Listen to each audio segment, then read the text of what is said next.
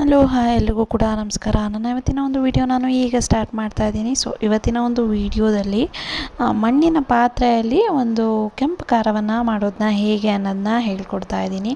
So ಕೆಂಪು ಖಾರ ಅಂತ ಅಂದರೆ ಏನಿಲ್ಲ, ದೇಸಿಯ ಅಡುಗೆಯಲ್ಲಿ ಇದು ಒಂದು ಚಟ್ನಿ ಅಂತ ಅಂದರೆ ತಪ್ಪಾಗಲ್ಲ.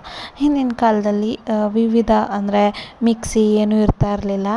ಆ ಒಂದು ಕಾಲದಲ್ಲಿ ಒಂದು ಖಾರದ ಪುಡಿಯನ್ನು ಬಳಸ್ಕೊಂಡು ಮಾಡುವಂತಹ ಒಂದು ಚಟ್ನಿ, ದಿಢೀರಾದಂತಹ ಚಟ್ನಿ ಅಂತ ಅಂದರೆ ತಪ್ಪಾಗಲ್ಲ. ಸೊ ಎಣ್ಣೆ, ಸಾಸಿವೆ, ಹಾಗೆ ಜೀರಿಗೆ, ಕರಿಬೇವು ನಾನು ಹಾಕಿದಂತಹ ಅಳತೆ ಉಪಯೋಗಿಸ್ಕೊಂಡು ಮಾಡಿದ್ರೆ ಒಂದು 3-4 ಜನ ಆರಾಮಾಗಿ ತಿನ್ಬೋದು.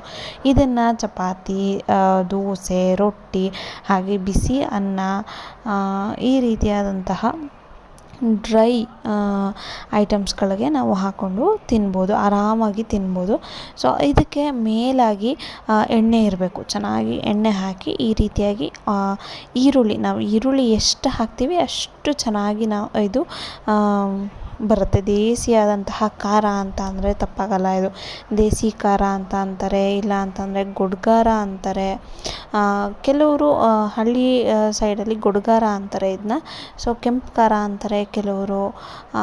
ವಿವಿಧ ರೀತಿಯಾದಂತಹ ಹೆಸರಿದೆ. ಇದನ್ನು ನಾವು ಕೆಂಪು ಖಾರ ಅಂತ ಅನ್ನೋಣ. ಸೊ ಅದರಲ್ಲೂ ಇದು ಮಣ್ಣಿನ ಪಾತ್ರೆಯಲ್ಲಿ ಮಾಡಿದ್ರೆ ತುಂಬ ಚೆನ್ನಾಗಿ ಬರುತ್ತೆ ಟೇಸ್ಟು. ನೀವು ಒಂದ್ಸಲಿ ಮಾಡಿ ನೋಡಿ. ಈ ರೀತಿಯಾಗಿ ಹಾಕಿ ರುಚಿಗೆ ತಕ್ಕಷ್ಟು ಖಾರದ ಪುಡಿ, ಹಾಗೆ ರುಚಿಗೆ ತಕ್ಕಷ್ಟು ಉಪ್ಪು ಹಾಕಿ ಒಂದು ಸ್ವಲ್ಪ ಫ್ರೈ ಮಾಡ್ಕೋಬೇಕು.